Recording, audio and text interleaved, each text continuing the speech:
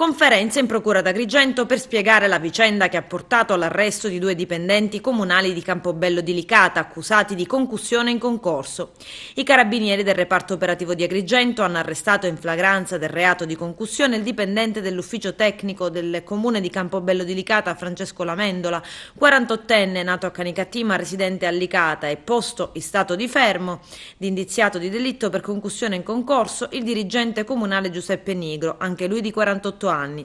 Il procuratore capo Luigi Patronaggio, il pubblico ministero Carlo Cinque, il comandante del reparto investigativo dei carabinieri, il colonnello Rodrigo Micucci spiegano come si è arrivati all'arresto di Lamendola e del successivo fermo di Nigro, che non è stato catturato subito sol perché non era presente all'appuntamento per intascare i soldi, 3.000 euro, ma è stato chiamato in causa da Lamendola, che dice: la tangente era da dividere, è lui che mi ha mandato all'appuntamento con i titolari dell'azienda per prendere documenti, invece c'erano i soldi.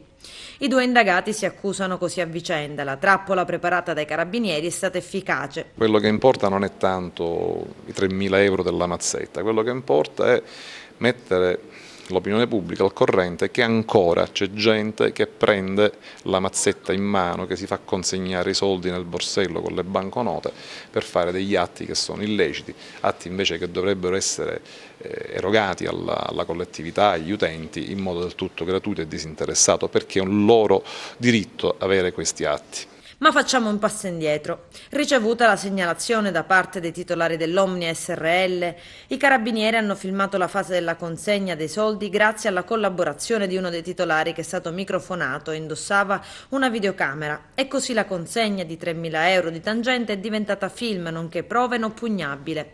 Erano stati proprio i 2 imprenditori della Omnia, i licatesi Angelo Incorvai e Valerio Peritore, titolari dell'azienda con sede in Contrada Bugiares a Licata, a denunciare una richiesta di mazzetta da parte di un dipendente del comune di Campobello e di un suo collega per effettuare il recupero e lo smaltimento dei rifiuti speciali, soprattutto materiali in amianto. La Omnia gestiva un appalto che inizialmente aveva un importo di 8.000 euro, che presto lievita per una variante a 130.000 euro.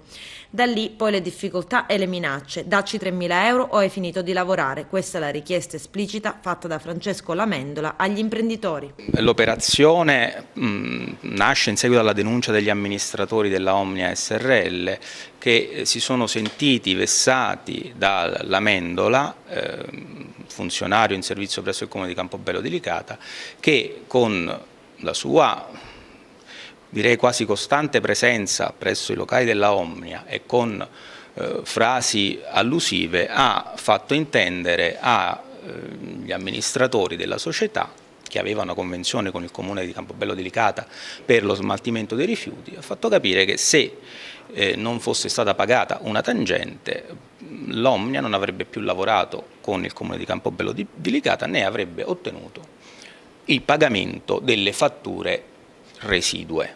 Abbiamo deciso di attivare delle intercettazioni tra presenti d'urgenza con contestuale ripresa video e siamo riusciti a riprendere in diretta la consegna del denaro di una tangente di 3.000 euro consegnata da Peritore a Lamendola. Lamendola veniva poi fermato fuori il piazzale della Omnia dai carabinieri, sottoposto a perquisizione e trovato in possesso delle banconote. Da lì immediatamente Lamendola è stato da me sentito, ha confermato sostanzialmente il coinvolgimento, seppur in maniera parziale, ma comunque ha confermato il coinvolgimento di Nigro Giuseppe, dicendo che la tangente probabilmente sarebbe stata spartita tra i 2. Successivamente abbiamo optato per il fermo di indiziato di delitto nei confronti di Nigro Giuseppe. Anche lui ieri è stato sentito immediatamente dopo il fermo. Sostanzialmente lui ha allontanato da sé la responsabilità, dicendo che l'iniziativa era ad esclusivo appannaggio di Lamendola.